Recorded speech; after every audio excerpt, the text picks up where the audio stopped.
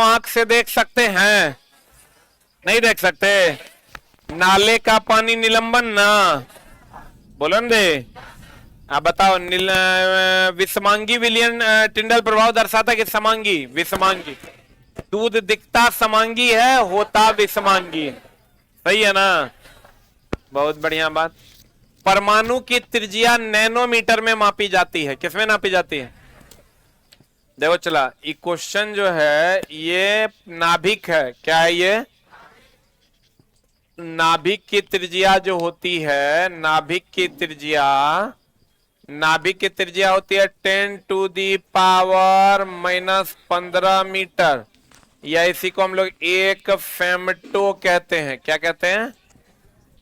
ये जो परमाणु की जो त्रिज्या है, परमाणु की त्रिज्या ये होता है 10⁻⁻10 मीटर, इसी को हम लोग एक एंगस्ट्रॉम कहते हैं। आई कहता है दोनों त्रिज्याओं का जो अंतर होता है -15 -10, तो ये दोनों त्रिज्या का जो अंतर होता है वो होता है 10⁵ कितना होता है? -5 न, कितना? 5। जैसे चला बताओ, -20 -30 में कितना का अंतर है? 10 का कि -10 का? 10 का।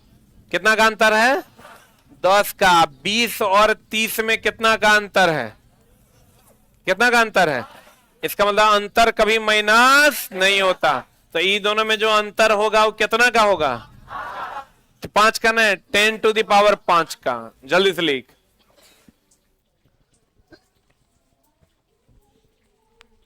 5 का।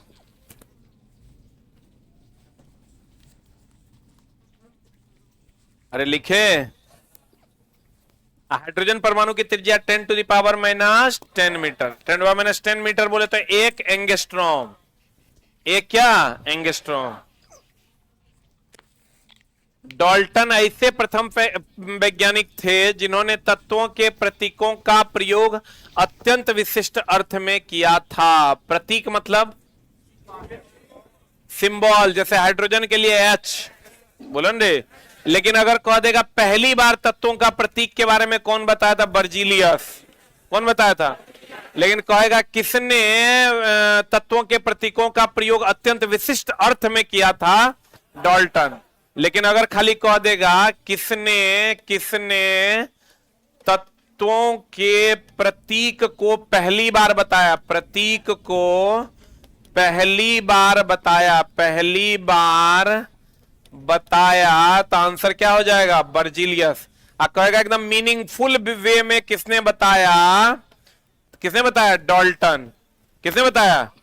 डाल्टन। अब बर्जीलियस ने कौन सिद्धांत दिया था? जैव शक्ति का सिद्धांत। कौन सिद्धांत? जैव शक्ति का सिद्धांत किसने दिया था? बर्जीलियस ने दिया था। जैव शक्ति का सिद्धांत किसने दिया था? किसने तत्वों के प्रतीक की पहली बार बताया था? बर्जीलियस ने। किसने मीनिंगफुल वे में बताया था? डाल्टन। किसने बताया था? डाल्टन। और जैव शक्ति का सिद्धांत किसने दिया था? बर्जीलियस ने। और इसी का अंत किया था वोहलर ने। जैव शक्ति का सिद्धांत था कि कोई भी प्रयोगशाला में कार्बनिक पदार्थ बनाना संभव नहीं है, जिसका अंत किया वोहलर ने पहली बार अमोनियम साइनेट से यूरिया बनाकर। वर्जिलियस के सिद्धांत का अंत हुआ क्या बनाकर? ना, अमोनियम साइनेट से वोहलर ने, किसने? वोहलर ने यूरिया बना दिया। अमोनियम साइनेट से वोहलर ने क्या बना दिया? यूरिया बना दिया। और जैव शक्ति के सिद्धांत का क्या कर दिया? अंत कर दिया। जैव शक्ति के सिद्धांत का अंत किसने किया? वोहलर ने कर दिया।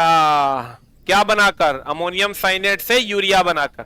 जैव शक्ति का सिद्धांत दिया किसने था? बर्जीलियस ने। किसने दिया था? बर्जीलियस कहता था कि कोई भी तत्व, कार्बनिक तत्व को प्रयोगशाला में बनाना संभव नहीं था, लेकिन पहली बार अमोनियम साइनेट से यूरिया बना दिया था किसने? वोहलर। हो गया? अरे हुआ?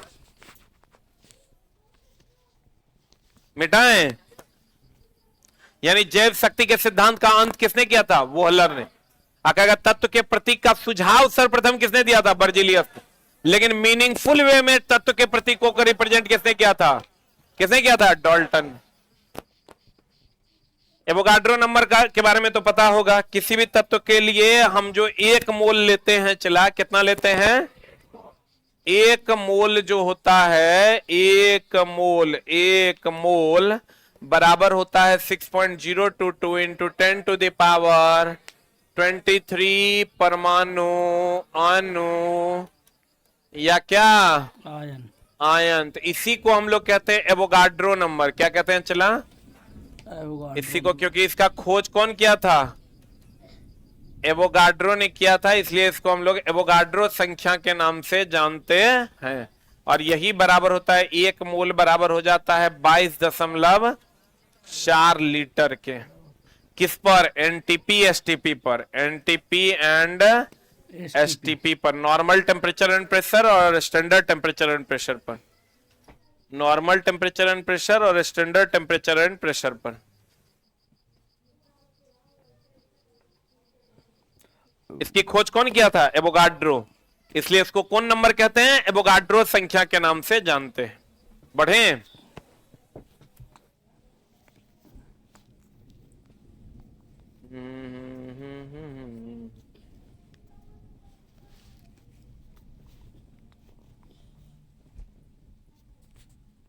संख्या Na को निरूपित किया जाता है। Na बराबर होता है 6.023 परमाणु अणु या आयन, और ये होता है 22.4 लीटर। सर्वप्रथम अणु तथा मोल शब्द का प्रतिपादन किसने किया था? हम कल आपको लिखाए थे ना, अणु शब्द का प्रतिपादन ओस्टवाल्ड ने किया था। परमाणु शब्द को डेमोक्रिट्स ने दिया था। बोलन रे, बोलन रे।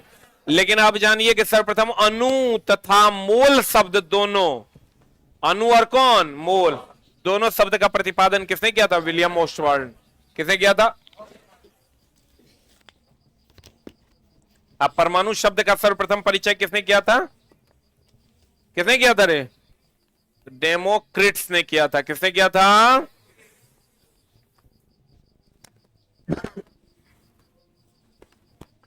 अणु शब्द और मूल शब्द का पहली बार खोज कौन किया था? ओस्टवाल्ड। अब परमाणु शब्द का खोज कौन किया था? डेमोक्रिट्स। बढ़े।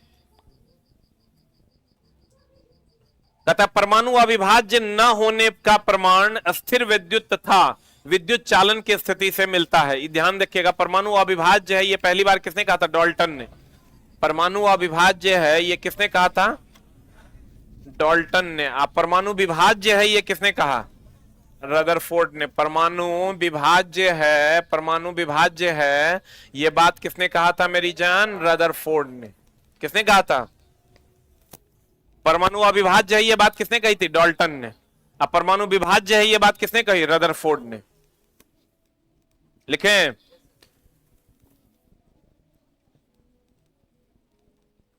कहता परमाणु अविभाज्य न होने का प्रमाण अस्थिर विद्युत तथा विद्युत चालन की स्थिति से मिलता है। इससे पता चलता है कि परमाणु विभाज्य नहीं है, अविभाज्य नहीं है, यह विभाज्य है। प्रोटॉन की खोज किसने की थी? केनाल रे के रूप में किसने की थी? गोल्डस्टीन ने। अब चला, प्रोटॉन की खोज पर बहुत ज्यादा झोल है। सबको पता है कि इलेक्ट्रॉन का खोज कौन किया था? जे थॉमसन ने किया। बोलो हाँ। लेकिन प्रोटॉन की खोज में सब लोग कहते हैं कि गोल्डस्टीन, गोल्डस्टीन या रदरफोर्ड, यही ना कहते हैं। न्यूट्रॉन के लिए तो सबको पता है जेम्स चैडविक ना, जेम्स चैडविक। अब क्वेश्चन कह रहा है कि प्रोटॉन की खोज केनाल रे के रूप में गोल्डस्टीन ने 1886 में किया, परंतु बाद में इसकी व्याख्या प्रोटॉन के रूप में किसने कर दिया? किसने कर दिया? रदरफोर्ड। इसका मतलब खोज जो किया, तो अगर तो इस पर चला बहुत लोग विवाद करते हैं कि सर गोल्डस्टीन दे कि रदरफोर्ड दे। तुम्हारा जो एनसीईआरटी है दोस्त मेरे, उसमें यह दिया हुआ है कि प्रोटॉन की खोज केनाल रे के रूप में किसने किया? गोल्डस्टीन ने 1886 में किया, परंतु बाद में इसकी व्याख्या प्रोटॉन के रूप में किसने किया? रदरफोर्ड ने।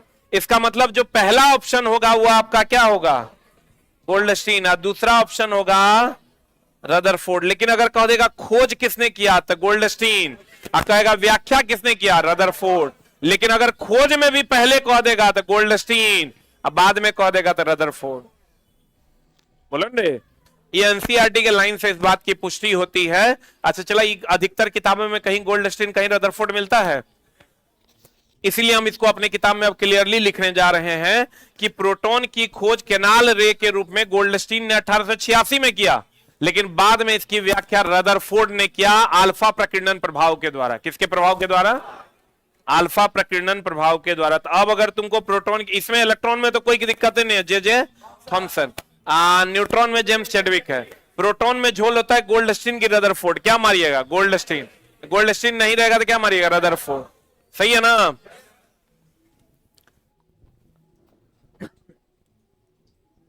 दोनों कैसे रहेगा? दोनों में से कोई एक चुनना होगा तो गोल्डस्टीन चुनना। कहते जे थॉमसन पहला वैज्ञानिक थे जिसने परमाणु का मॉडल दिया था। अब देखो इस पर भी सवाल तुमको मिलेगा, परमाणु का मॉडल लिख के डैश देना, और एनसीईआरटी का पहला सवाल यही है। परमाणु मॉडल जो है, परमाणु मॉडल का क्रम है, पहला था थॉमसन, प्लम पुडिंग मॉडल दिया था। ये कौन मॉडल दिया था? इसके बाद दिया था डाल्टन, इसके बाद दिया रदरफोर्ड, इसके बाद दिया बोर एंड ब्यूरी। ये क्रम है, एनसीईआरटी का सवाल है। थॉमसन ने चला, लिख लेना, प्लम पुडिंग मॉडल दिया था। कौन मॉडल दिया था? प्लम पुडिंग मॉडल दिया था। किसने? थॉमसन ने। था केक जो है वो ले लिया था, केक में जो चारों तरफ चीजें चिपकी हुई थी, कहा वैसे ही इलेक्ट्रॉन चिपका हुआ है।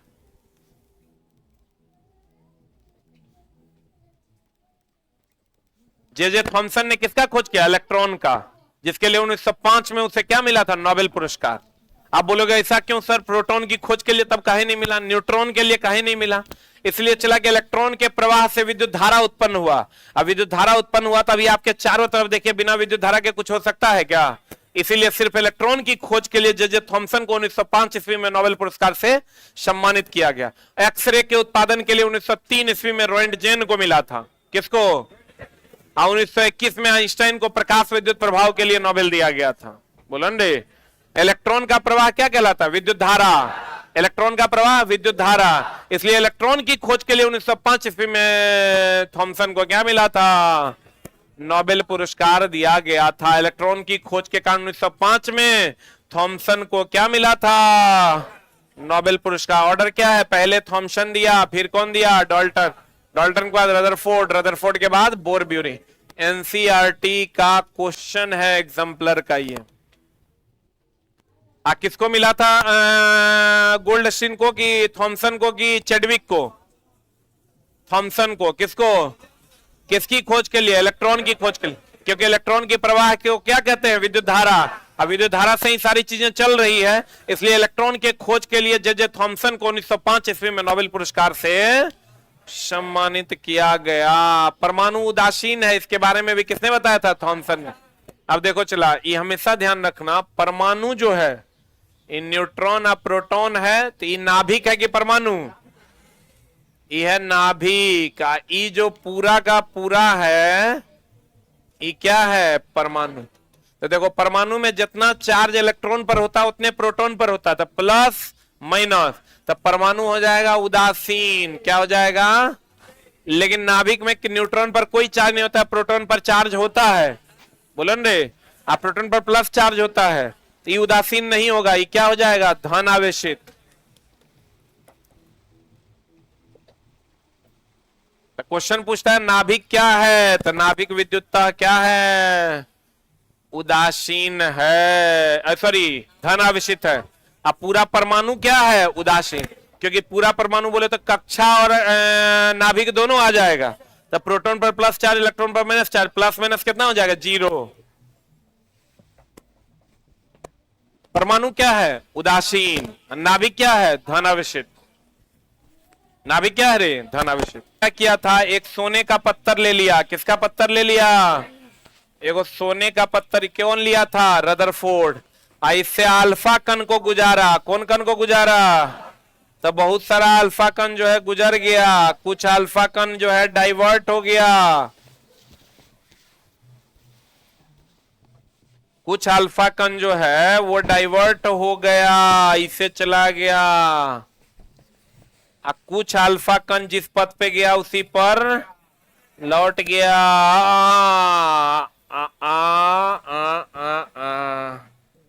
देखो, तो उन्होंने कहा था ये पत्थर किसका लिया?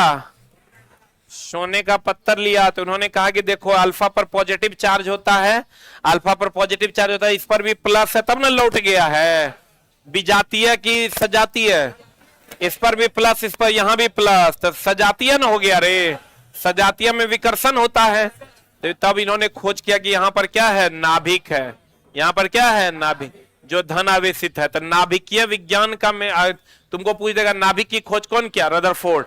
तुमको पूछ देगा नाभिकीय विज्ञान की खोज कौन किया? रदरफोर्ड। कौन किया? तो कहिए नाभिकीय भौतिकी का जनक कौन था? रदरफोर्ड, क्योंकि इन्होंने नाभिक को खोजा था। अब कहिएगा कौन विधि के द्वारा? अल्फा प्रकीर्णन विधि। कौन विधि? किसका पत्थर लिया? सोने का पत्थर लिया। किसका पत्थर लिया मेरी जान?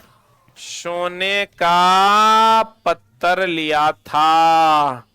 और किसका खोज कर डाला था? नाभिक। कभी कभी नाभिक नहीं देके न्यूक्लियन देता है, तो क्या बात है? न्यूक्लियन या नाभिक की बात करें मतलब न्यूट्रॉन प्लस प्रोटॉन।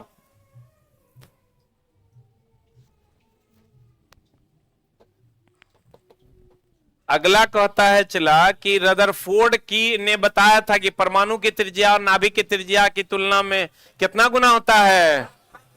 नहीं होता है। ई है 10 टू द पावर -15, ई है 10 टू द पावर -10, तो कितना गुना है? 5 गुना। 10 टू द पावर 5 गुना। ये बताया किसने था? रदरफोर्ड ने। परमाणु की स्थिरता की व्याख्या किसने की थी? नील्स बोर ने। परमाणु अस्थिर है इसकी व्याख्या नील्स बोर ने। परमाणु अविभाज्य है इसकी व्याख्या रदरफोर्ड डाल्टन ने। किसने? पहला परमाणु मॉडल थॉमसन ने। किसने बताया परमाणु में नाभिक है? रदरफोर्ड। किसने बताया? परमाणुओं की स्थिरता की व्याख्या किसने की थी? Niels Bohr. बोलन रे, परमाणु की स्थिरता की व्याख्या किसने की? Niels Bohr. परमाणु अविभाज्य है ये बात किसने कहा? डाल्टन। संयोजकता परमाणु की संयोजन शक्ति कहलाती है। संयोजकता जानते हो? एक होता है संयोजकता, एक होता है संयोजी इलेक्ट्रॉन। पता है? संयोजकता, और तुमको कहेगा, क्वेश्चन देगा कि किसी तत्व से लिखना संयोग करने की क्षमता, किसी तत्व से संयोग करने की क्षमता स्पष्ट होती है। स्पष्ट होती है। किसी तत्व से संयोग करने की क्षमता स्पष्ट होती है। एक दे देगा तुमको संयोजी इलेक्ट्रॉन। कौन इलेक्ट्रॉन? दूसरा दे देगा संयोजकता। क्या दे देगा? संयोजकता। बताइए आंसर क्या हो जाएगा?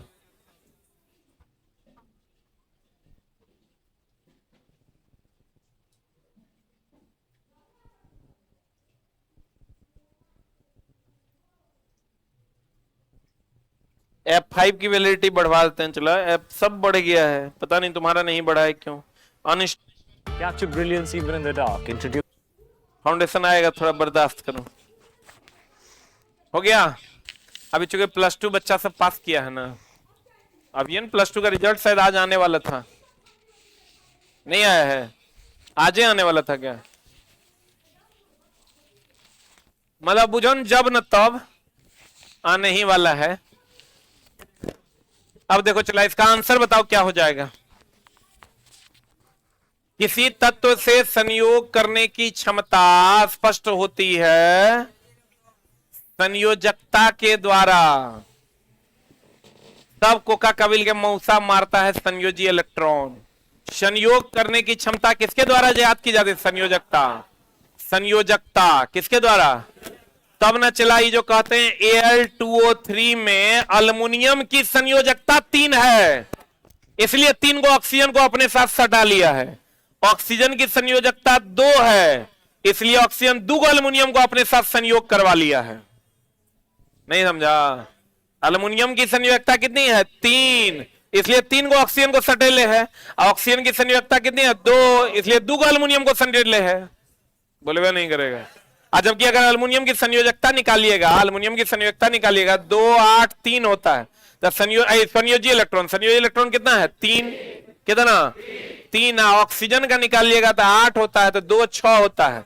तो 6 होता है, तो एक 6 होना चाहिए था ना। तो मतलब 6 को अगर संयोजी इलेक्ट्रॉन के हिसाब से जोड़ेंगे तो एकरा में क्या को जोड़ना चाहिए? 6 को। लेकिन इसकी संयोजकता निकालिएगा तो 8 में 6 गया कितना? 2। तो देखो 2 को जोड़ा है कि नहीं जोड़ा है?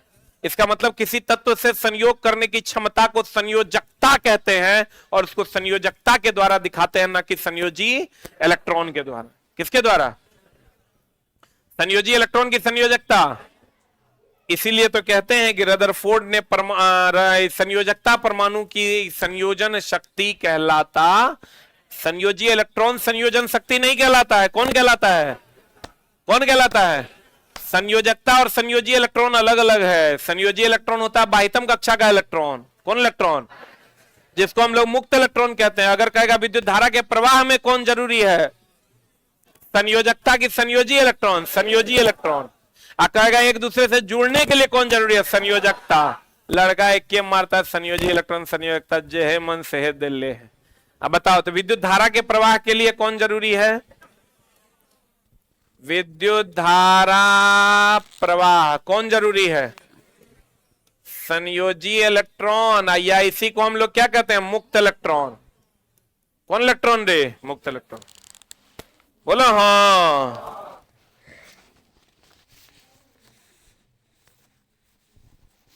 लेकिन एक दूसरे से जुड़ने के लिए क्या जरूरी है? 2 तत्व जुड़ते हैं किसके द्वारा? 2 तत्व जुड़ते हैं किसके द्वारा? संयोजकता के द्वारा। अणु, परमाणु, संयोजी इलेक्ट्रॉन, संयोजकता, ये सब अलग अलग बात होता है। चला, लेकिन बच्चा जो है एक जैसा ट्रीट तब तक करता है जब तक उसको जान नहीं पाता है।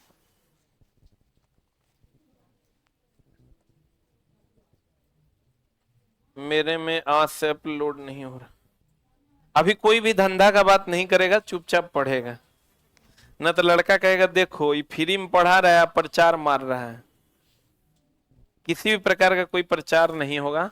जरा खरीदना है या जरा बैच से जुड़ना होगा, अपने हिसाब से देखो कहां तुम जुड़ पाओगे। हो गया? अरे हुआ। रदरफोर्ड ने परमाणु की तुलना किससे की थी? सौर परिवार।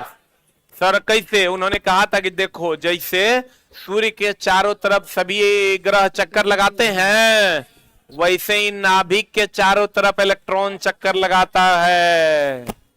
बोलो रे, ये इलेक्ट्रॉन, प्रोटॉन, न्यूट्रॉन, इस सब के बारे में, नाभिक के बारे में कौन बताता? रदरफोर्ड। तो वही ना कहेगा कि ये जो परमाणु है वो सौर परिवार के जैसा है। जैसे सौर परिवार में सूर्य के चारों तरफ ग्रह चक्कर लगाता है, वैसे यहां भी नाभिक के चारों तरफ कौन चक्कर लगाता है? इलेक्ट्रॉन। तो भैया बताओ डाल्टन कैसे कहेगा? डाल्टन ने कहा था ये अविभाज्य है, तो अविभाज्य है तो कह पाता कि नाभिक के चारों इलेक्ट्रॉन चक्कर लगाता है? थॉमसन भी नहीं कह पाता। थॉमसन क्यों नहीं कह पाता? थॉमसन कहता था कि वो केक ले लिया और केक के ऊपर अलग अलग जो चॉकलेट चिपका हुआ था, कहता है इसे ही इलेक्ट्रॉन चिपकल है।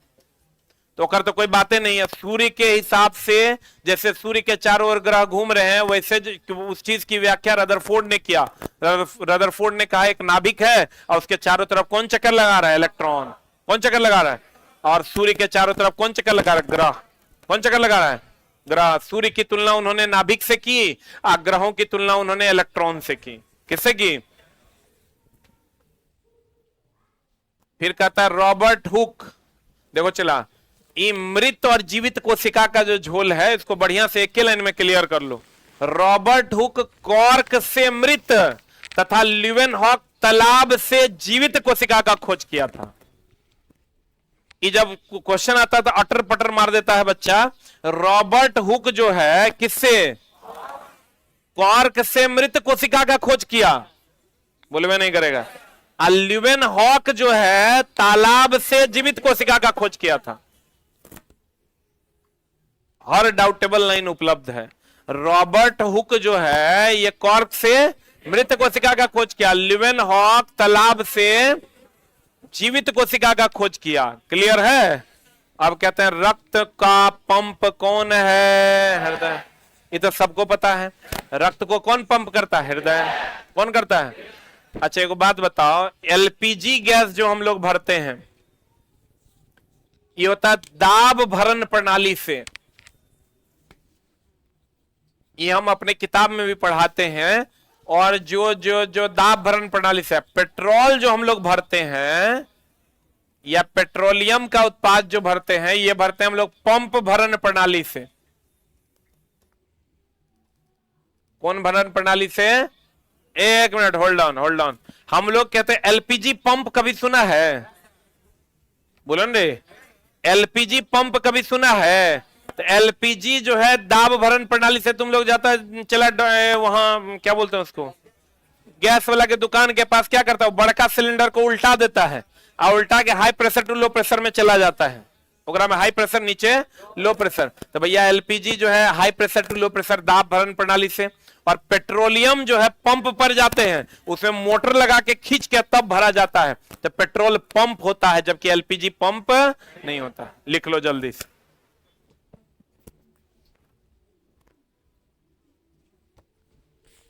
हाँ जी, प्लाज्मा झिल्ली केंद्रक कोशिका द्रव्य सभी कोशिका का प्रमुख अवयव।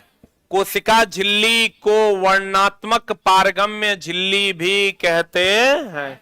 कोशिका झिल्ली का दूसरा नाम क्या है? वर्णात्मक पारगम्य झिल्ली कहते हैं। जल के अणुओं की गति जब वर्णात्मक पारगम्य झिल्ली द्वारा हो तो उसे क्या कहते हैं? परासरण। क्या कहते हैं? चला, परासरण मतलब सटके हुए का, सटके का फूलना, जैसे किशमिश, जैसे क्या चला, छोहाड़ा। अब इसमें भी है चला अल्प परासरण, सम परासरण, अति परासरण। परासरण कितने प्रकार का? 3 प्रकार। एक होता चला उत्क्रम परासरण जिससे पानी को शुद्ध किया जाता है, रिवर्स ऑस्मोसिस। उत्क्रम परासरण जिससे पानी शुद्ध करते हैं, पानी क्या करते हैं? शुद्ध करते हैं, जिसको हम लोग रिवर्स ऑस्मोसिस के नाम से जानते हैं।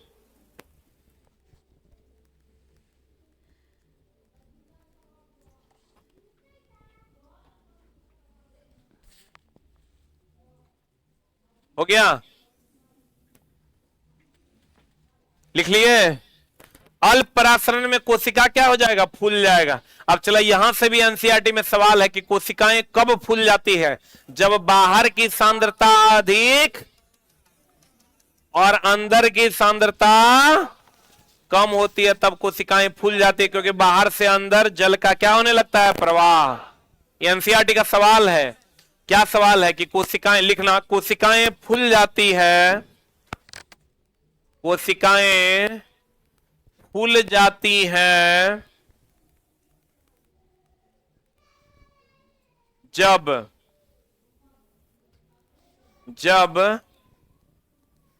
कोशिका के बाहर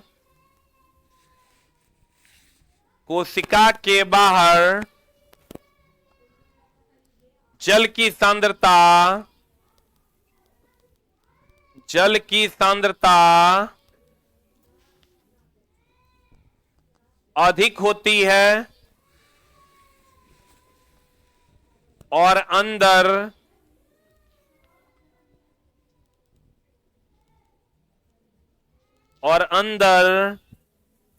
क्या होती है? कम होती है। क्या होता है? चला, अधिक सांद्रता से कम सांद्रता में इसका क्या हो जाता है? प्रवाह हो जाता है। अधिक सांद्रता से किसमें? कम सांद्रता में जल का प्रवाह हो जाता है, जिसके कारण कोशिका क्या हो जाती है? फूल जाती है। बोलो ना रे। अल्प परासरण में कोशिकाएं क्या हो जाती है? फूल जाती है। और फिर सम परासरण में कोई परिवर्तन नहीं होते। अति परासरण में कोशिका क्या हो जाता है? चिपक जाता है। क्या हो जाता है? चिपक जाता है। एक कोशिकीय अवायवीय जीव तथा अधिकांश पादप कोशिका परासरण द्वारा जल को, देखो चला, परासरण द्वारा जल कैसे ग्रहण होता है? जैसे जल रखा हुआ है, तुम जल खाली डाल दो, कोई मोटर वोटर नहीं लगाओ, कैपिलरी एक्शन के द्वारा सट सट खींच लेगा, उसी को हम लोग परासरण कहते हैं। क्या कहते हैं? जैसे तुम देखो मिट्टी है, सूखी मिट्टी है, उसके चारों तरफ तुम पानी डाल दो, सट सट खींच लेगा, उसको हम लोग क्या कहते हैं? परासरण। लिखना, परासरण जल अवशोषण की वह प्रक्रिया है, परासरण जल अवशोषण की वह प्रक्रिया है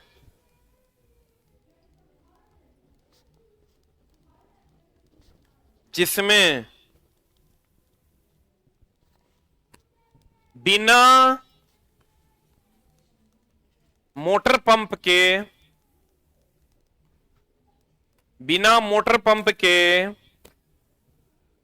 केशिका क्रिया द्वारा, कोशिका क्रिया न, कौन क्रिया? केशिका क्रिया द्वारा जल का अवशोषण स्वतः हो जाता है। जल का अवशोषण क्या हो जाता है? चला, स्वतः हो जाता है। अब बताओ चला, एक कोशिकीय अवायवीय जीव, अधिकांश पादप कोशिका, कौन कोशिका? किस विधि द्वारा जल ग्रहण करते हैं? परासरण द्वारा। किस विधि द्वारा? यही अगर उत्क्रम परासरण हो जाएगा तो हम कहेंगे पानी का शुद्धिकरण होता है किसके द्वारा? उत्क्रम परासरण के द्वारा। किसके द्वारा? अब पानी अपने आप खिंचा जाता है किसके द्वारा? परासरण के द्वारा। किसके द्वारा? परासरण। कहीं पर भी पानी रहेगा, जैसे जड़ क्या करता है? चला, पानी खींच लेता है कि नहीं? यह विधि कौन विधि है? परासरण। अब कहता है प्लाज्मा झिल्ली लचीली होती है, जो किसका किसका? लिपिड और प्रोटीन का मिश्रण। लिपिड एक प्रकार का क्या है? वसा है। लिपिड एक प्रकार का क्या है? वसा। अब प्रोटीन से एमिनो अम्ल का निर्माण होता है, एमिनो अम्ल से उत्तक का, उत्तक से अंग का। उत्तक समान होते हैं कि असमान होते हैं? उत्तक समान होते हैं जबकि अंग असमान होते हैं। ये क्लियर है ना? ये भी क्वेश्चन तुरा एनसीईआरटी में मिलेगा। उत्तक क्या होते हैं? लिख लो, उत्तक जो है वो कैसे होते हैं? समान। जो अंग होते हैं, अंग जो होते हैं वो कैसे होते हैं? अलग।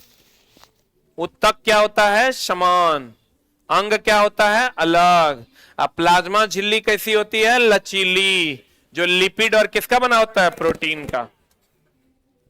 अमीबा तथा अनेक एक कोशिकीय जीव अपना भोजन इंडोसाइटोसिस विधि द्वारा करते हैं।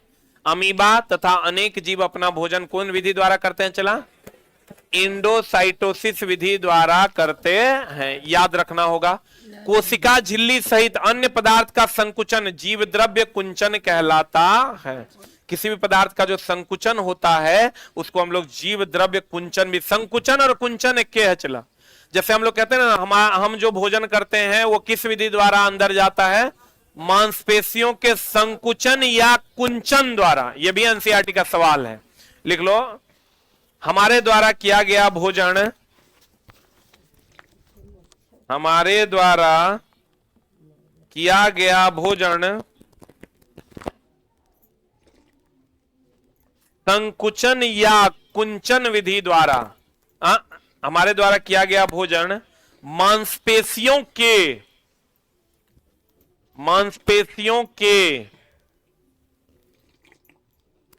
संकुचन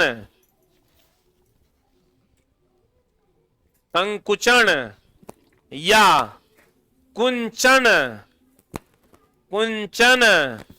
या क्रमानुकुंचन, बोर्ड पर लिखा हुआ है क्रमानुकुंचन, मतलब क्रम से संकुचित होना और फैलना, क्रमानुकुंचन के द्वारा होता है। एनसीईआरटी का लाइन क्वेश्चन है। हम जो भोजन करते हैं या वो किसके द्वारा जाता है अंतर? संकुचन, कुंचन या क्रमानुकुंचन। मतलब इसका मतलब होता है फैलना और सिकुड़ना। इसीलिए सोए सोए भी खा लेते हैं, खड़े खड़े भी खा लेते हैं। लेकिन चला, अगर हम बात करें वहां कहा अंतरिक्ष में तो जी का मान 0 होता है।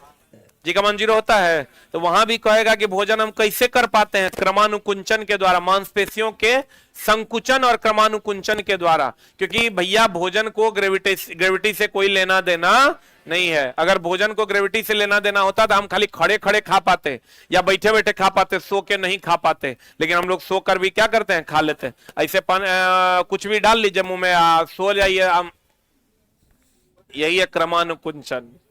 बोलन रे, तो कहते हैं कोशिका झिल्ली, कौन झिल्ली, सहित अन्य पदार्थों का संकुचन जीव द्रव्य कुंचन कहलाता है। और अमीबा कौन विधि द्वारा भोजन करती है, एंडोसाइटोसिस विधि द्वारा भोजन करती है। हम बोले थे कौन ऐसा है जो अमाशय से भोजन बाहर निकालकर फिर खाता है, स्टारफिश।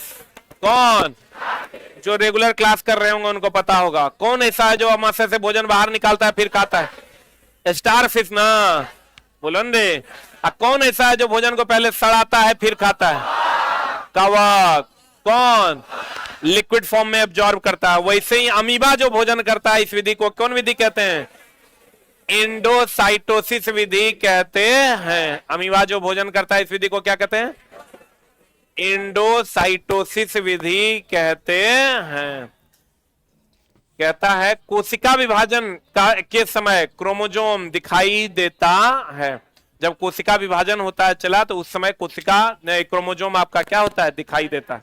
इसीलिए जब भी चला क्रोमोजोम की जांच होती है तो मांसपेशियों में पहले कोशिका विभाजन होता है और तभी आप क्रोमोजोम यानी डीएनए की जांच कर सकते हैं। कहते हैं डीएनए के क्रियात्मक खंड को क्या कहते हैं, जीन कहते हैं। डीएनए के क्रियात्मक खंड को जीन कहते हैं। आपको कभी कभी क्वेश्चन पूछता है अनुवांशिकता की खोज, अनुवांशिकता की जांच किससे होती है, ये हमेशा ध्यान रखिएगा। अगर दे दे तुमको अनुवांशिकता, इसलिए चला कि जीन का एक भाग है डीएनए, जीन का एक भाग है। तो अगर कह देगा अनुवांशिकता, अनुवांशिकता का पता किससे लगाते हैं, तो पहला ऑप्शन हो जाएगा जीन और दूसरा ऑप्शन क्या हो जाएगा, डीएनए। खूब ही क्वेश्चन मिलेगा तुमको।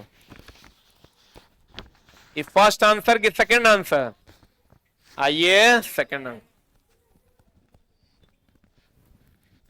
अनुवांशिकता की खोज किसने की थी, किससे द्वारा होती है, जीन के द्वारा।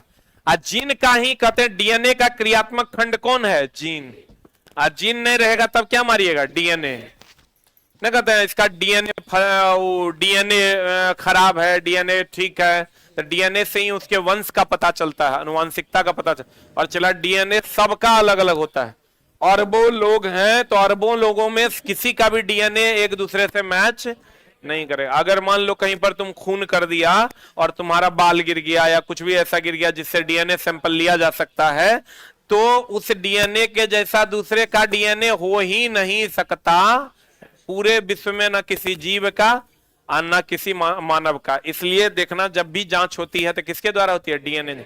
मतलब हम ये कह सकते हैं कि डीएनए सभी जीव का अलग अलग होता है, कभी भी दो जीवों का डीएनए समान नहीं हो सकता। इसीलिए देखता तुम कभी कोई क्राइम स्थल पर जो है लोगों को ना जाने की सलाह दी जाती है, कहता है पुलिस आएगा ना तबे जाइएगा, तो पुलिस आएगा तब जाइएगा, मतलब चला वो वहां पर वो चीजें कलेक्ट करने की कोशिश करता है जिससे खूनी का डीएनए जांच किया जा सके।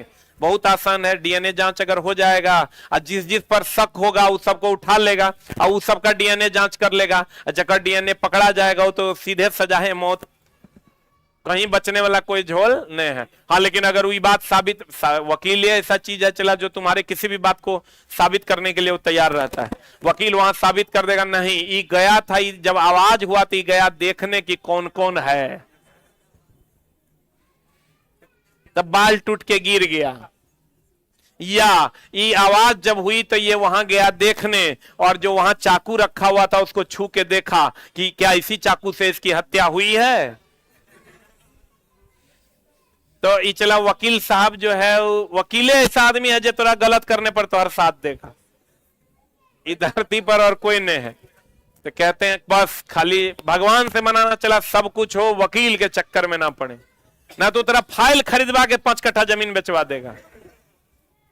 वो जो लड़का लोग जो एनटीपीसी वाला में पकड़ाया था ना, अरे इस बार वाला आंदोलन नहीं, पिछले बार वाला आंदोलन में 5-6 को लड़का पकड़ाया था, तो पकड़ाया तो जेल में लेके गया, वो लोग को जेल में गया तो हम लोग उसका जो है जो 2-3-4 वकील थे उसको वो बोला कि नहीं नहीं नहीं बाप रे बच्चा सब पकड़ाया है आंदोलन में, हम 1 नहीं लेंगे, $1 नहीं लेंगे। हम लोग को लगा हाँ कितना बढ़िया वकील है, ये कह रहा है 1 नहीं लेंगे। तो आप चला, हम बोले ठीक है यही जो है केस लड़ेगा। चला तो समझो कि जैसे गए तब बोला $200 की तनी फाइल खरीद लीजिए, 100 के फाइल ले लीजिए, 300 के फाइल ले लीजिए। साला वो फाइल खरीदते खरीदते 1.5 लाख चल गया। 35,000 टका हम उसको दिए खाली फाइल खरीदते खरीदते। एक बार हम गए वो केस के सिलसिले में, तो वो कहता है एगो आदमी को, हमको नहीं बोला, एगो आदमी को बोलता है वकील साहब कुछ खर्चो देना पड़ेगा। तो वकील साहब कहते हैं कि ना अभी आपका केस का पहले ट्रायल ना है। बोला हाँ अच्छा अभी केस तो चलेगा ना, हमको नहीं चाहिए बाबा, आपको 500 दे दीजिए, 300 टका वो फाइल वाला को दे दीजिएगा। है वो चलवा जो है बार बार फाइल ढोता है, 500 को दे दीजिए। अरे साला 500 1000 3 1300। अब वकील साहब अभी नहीं लिए हैं, वकील साहब बाद में लेंगे।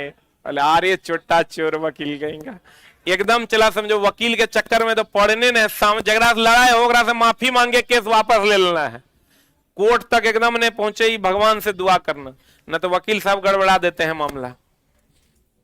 फाइल बहुत खरीदवाते हैं, कोई काट के नहीं चला देना, न तो पता चला सब वकील मिलके हमारे पे केस कर दिया। अस्पष्ट केंद्रक में केवल क्रोमेटीन पदार्थ होता है, जिसे क्या कहते हैं, वैसा केंद्रक जो स्पष्ट नहीं है उसमें एक ही पदार्थ होता है क्रोमेटीन, जिसको हम लोग केंद्रकाय कहते हैं। क्या कहते हैं? आज जिस कोशिका में केंद्रक झिल्ली होता है उसे क्या कहते हैं? यूकैरियोटिक। भैया ये दो होता है, एगो प्रोकैरियोटिक एगो यूकैरियोटिक। प्रोकैरियोटिक मतलब मैच्योर ज्ञान, मैच्योर। अनडेवलप आप कह सकते हैं। प्रोकैरियोटिक की अगर हम बात करें, प्रोकैरियोटिक मतलब अनडेवलप की डेवलप, अनडेवलप। इसके अंतर्गत कौन कौन आता है? नीलहरित शैवाल नाम सुना है। एक होता है यूकैरियोटिक, हम लोग जो है स्तनधारी हैं, हम लोग क्या हैं? यूकैरियोटिक हैं। क्या है हम लोग? ये होता है डेवलप। क्या होता है? चला डेवलप। हम लोग यूकैरियोटिक हैं कि प्रोकैरियोटिक? हम लोग चला यूकैरियोटिक है। जितने भी स्तनधारी हैं वो क्या है? यूकैरियोटिक। नीलहरित शैवाल क्या है? प्रोकैरियोटिक। प्रोकैरियोटिक मतलब पूरा का पूरा डेवलप नहीं हुआ हो। यूकैरियोटिक मतलब पूरा का पूरा क्या हो गया होगा? डेवलप हो गया। जिस कोशिका में केंद्रक झिल्ली होती है उसे यूकैरियोटिक है, जिसमें केंद्रक नहीं होगा उसे प्रोकैरियोटिक। क्या कहते हैं उसको? प्रोकैरियोटिक, क्योंकि वो अनडेवलप होता है, उसमें केंद्रक नहीं होता है। लिखा कोशिका द्रव्य और केंद्रक द्रव्य को क्या कहते हैं? जीव द्रव्य। ये तो पढ़े होंगे आप लोग बायोलॉजी में भी। कोशिका द्रव्य ले लो और केंद्रक द्रव्य, सबको मिला के क्या कहते हैं? जीव द्रव्य। यकृत विष तथा दवा को निराकरण करने में महत्वपूर्ण भूमिका निभाता है। बताओ यकृत में कौन होता है जो विष को मार देता है? यकृत में कौन होता है जो विष को मार देता है? HCl नाम सुने हो। पित्त भी कौन चला? पित्त। तो ये विष तथा दवा को निराकरण करने में महत्वपूर्ण भूमिका निभाता है कौन? यकृत। जो विष होगा, भोजन में जो विषाक्त पदार्थ होता है वो यकृत में क्या हो जाता है? समाप्त हो जाता है। क्या हो जाता है? और दवा का निराकरण, दवा को अलग अलग भागों में बांटने के लिए भी हम लोग किसका उपयोग करते हैं? यकृत का। यकृत बोले तो लीवर न रे। ER में संश्लेषित पदार्थ गोल्जी उपकरण में जमा रहता है। What is ER? Endoplasmic reticulum. Endoplasmic reticulum. Endoplasmic reticulum. Endoplasmic reticulum इसको कहते हैं अंतः प्रद्रव्यी जालिका। इंडोप्लाज्मिक रेटिकुलम, अंतः प्रद्रव्यी जालिका जो होता है, चला इसमें दो भाग होता है। एक होता है रफ भाग, एक होता है स्मूथ भाग। ये जो रफ भाग होता है इसी में क्या होता है? राइबोसोम। क्या होता है? राइबोसोम। और राइबोसोम प्रोटीन का निर्माण करता है। किसका निर्माण करता है? प्रोटीन फैक्ट्री इसी को ना कहते हैं वो। राइबोसोम को हम लोग प्रोटीन फैक्ट्री के नाम से जानते। इंडोप्लाज्मिक रेटिकुलम में दो भाग होता है, एगो रफ भाग एगो स्मूथ भाग। रफ भाग को में क्या होता है? राइबोसोम। राइबोसोम क्या करता है? प्रोटीन का संश्लेषण। किसका संश्लेषण करता है? प्रोटीन का संश्लेषण करता है।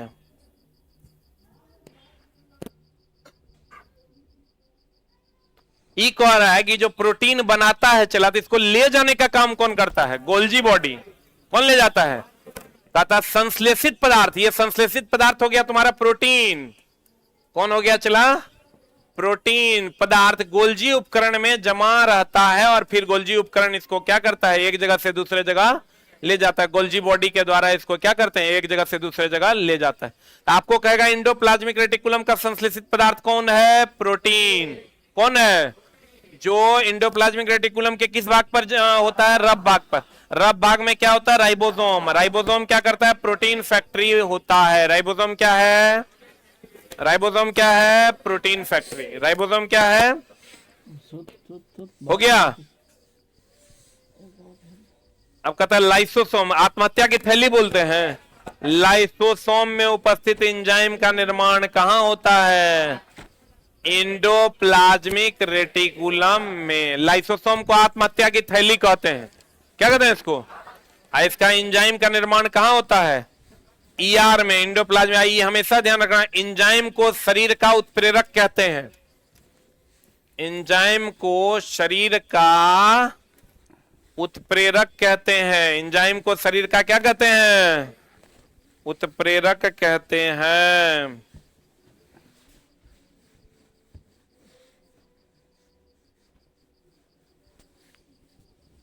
का क्या कहते हैं चला?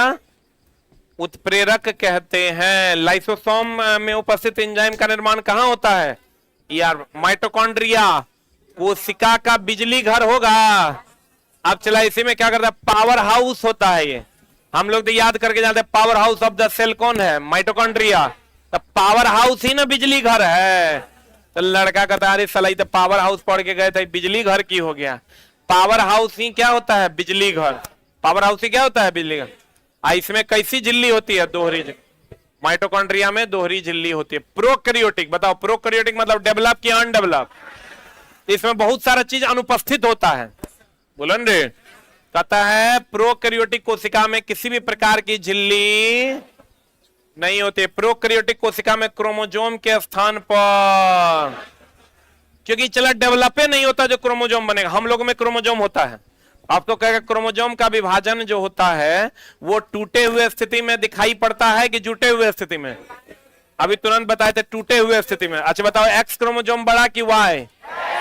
कौन बड़ा? साइज में एक्स बड़ा और वाई छोटा। अब कहते हैं प्रोकैरियोटिक कोशिका में बहुत सारा चीज क्या होता है? एब्सेंट होता है। तो यहां भी चला प्रोकैरियोटिक में क्रोमोजोम नहीं रह के न्यूक्लिक अम्ल होता है। और वही न्यूक्लिक अम्ल बाद में जो यूकैरियोटिक जब बन जाता है तो वो किसमें बन जाता है? क्रोमोजोम में। किसमें बन जाता है? जैसे चला यूकैरियोटिक में तो क्रोमोजोम, हम लोग यूकैरियोटिक हैं। कौन कैरियोटिक है? ये जितने भी स्तनधारी हैं सब, जो डेवलप जीव तुमको दिखाई दे रहे हैं वो सब क्या है? यूकैरियोटिक। क्या है वो? तो यूकैरियोटिक में सारी चीजें पाई जाती है। प्रोकैरियोटिक में बहुत सारी चीजें एब्सेंट होती है। बहुत सारा चीज डेवलपमेंट के स्टेज में होता है, इसलिए उसको हम अनडेवलप कहते हैं। क्या कहते हैं उसको? ये समझ लो विकासशील होता है वो। क्या होता है वो? तो कहते हैं प्रोकैरियोटिक कोशिका में क्रोमोजोम के स्थान पर क्या रहता है? न्यूक्लिक अम्ल पाया जाता है। इसमें केवल राइबोसोम अंगक के रूप में होता है। केवल प्रोकैरियोटिक में कौन होता है? राइबोसोम। कोशिका के अंदर विषैले पदार्थों का निराकरण, चिकनी। हम बोले थे इसमें दो भाग है, एगो रफ एगो स्मूथ। ये जो कोशिका का निराकरण है, कोशिका का जो निराकरण, विषैले पदार्थों का जो निराकरण है, ये कौन भाग में होगा? स्मूथ में। और रफ भाग में क्या होता है? प्रोटीन का निर्माण। रफ भाग में क्या होता है? प्रोटीन का निर्माण। और कहते हैं भैया मेरे कोशिका के अंदर विषैले पदार्थों का जो निराकरण होगा वो कहां होगा? स्मूथ भाग में। कोशिका के अंदर विषैले पदार्थों का निराकरण कहां होगा? स्मूथ भाग में। और रफ भाग में क्या होगा? प्रोटीन का निर्माण। जो कौन करेगा? राइबोसोम। कौन करेगा? राइबोसोम। लाइसोसोम को क्या कहते हैं? आत्महत्या की थैली। लाइसोसोम को क्या कहते हैं? आत्महत्या की थैली। कोशिका के अंदर विषैले पदार्थों का निराकरण कहां होगा? इंडोप्लाज्मिक रेटिकुलम के स्मूथ भाग पर। कौन भाग पर? रफ भाग पर क्या होगा? प्रोटीन का निर्माण, जो किसके द्वारा होगा? लाइसोसोम के द्वारा। किसके द्वारा? राइबोसोम के द्वारा। किसके द्वारा? राइबोसोम। लाइसोसोम के द्वारा आत्महत्या की थैली। लाइसोसोम आत्महत्या की थैली। क्लियर है? गोल्जी उपकरण अभी तुरंत बताए थे, यह सरल शर्करा को किसमें बदल देता है? जटिल शर्करा में बदलता है। गोल्जी बॉडी का काम है पदार्थों का आवागमन करना। यह सरल शर्करा को किसमें बदलता है? जटिल शर्करा। ये काम चला एंजाइम का भी है। किसका है ये काम? ये काम एंजाइम का भी है। सरल शर्करा को किसमें बदल देता है? जटिल शर्करा में बदल देता है। बताओ तो, जाइलम और फ्लोएम जटिल है, जटिल उत्तक है कि सरल? जटिल उत्तक है। जाइलम और फ्लोएम जो है, जाइलम एंड फ्लोएम जो है, ये सरल है कि जटिल है? क्या है ये? जटिल है। आई चला, ये क्वेश्चन पूछा था पिछले बार बिहार पुलिस में। गोल्जी उपकरण का परीक्षण सिल्वर नाइट्रेट के साथ करते हैं। किसके साथ करते हैं? आज सिल्वर नाइट्रेट का दूसरा नाम लूनर कास्टिक भी है। कौन कास्टिक है चला? सिल्वर नाइट्रेट का दूसरा नाम लूनर कास्टिक है। इसी का उपयोग मतदाता के स्याही में करते हैं। मतदाता के स्याही में करते हैं। किस में करते हैं? मतदाता के स्याही में करते हैं।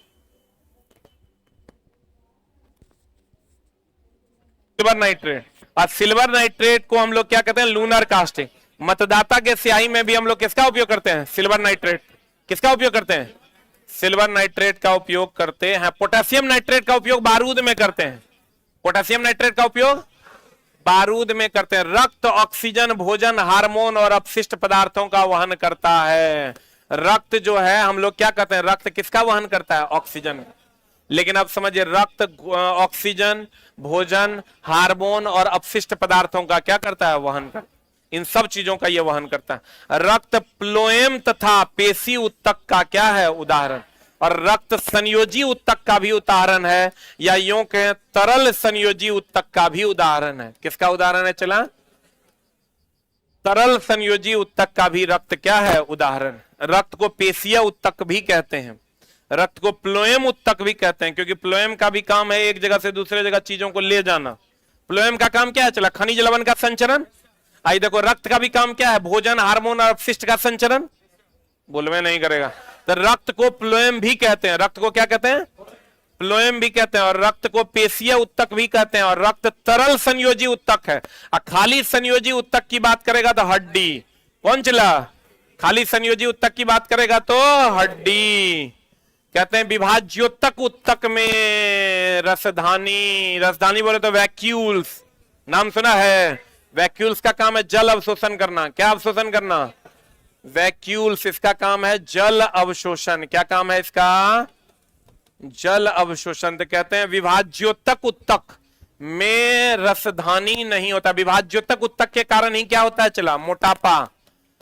मोटापा या यूं कहें वृद्धि जो होता है, विभाज्योत्तक उत्तक के कारण ही होता है। सेल विभाजन होता है, सेल डिवीजन होता है, जिसके कारण वृद्धि होता है।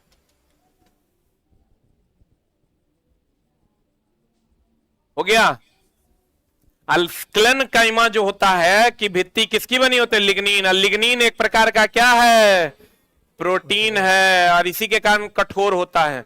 मृदु उत्तक होता है सबसे बाहरी उत्तक, जिसको हम निर्जीव उत्तक के नाम से भी जानते हैं।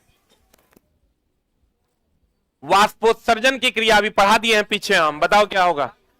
वाष्पोत्सर्जन की क्रिया कहां होती है? रंध्र में। वाष्पीकरण होता है, वाष्पोत्सर्जन। वाष्पोत्सर्जन कहां होता है? रंध्र में। कहां होता है? वाष्पोत्सर्जन होता है रंध्र में। अब वाष्पीकरण किसका होता है? पानी का। किसका? खनिज लवण का संचरण कोशिका क्रिया द्वारा कि केशिका क्रिया द्वारा? किस क्रिया द्वारा? रक्त को प्लोएम भी कहते हैं, क्योंकि प्लोएम भी सारी चीजों का वहन करता है और रक्त भी सारी चीजों का वहन करता है। बोलो ने? क्लियर है? पक्का। और कोशिका कब फूलेगा? बाहर की सांद्रता ज्यादा और अंदर की सांद्रता कम। तो जल जब बाहर से अंदर की ओर आएगा तो कोशिका क्या हो जाएगा? फूल जाएगा। परासरण में कोशिका फूलवे न करता है, सम परासरण में कुछ होता नहीं है। उत्क्रम परासरण के द्वारा जल का शुद्धिकरण होता है। किसके द्वारा? उत्क्रम परासरण के द्वारा जल का शुद्धिकरण होता है। क्लियर है? Thank you very much.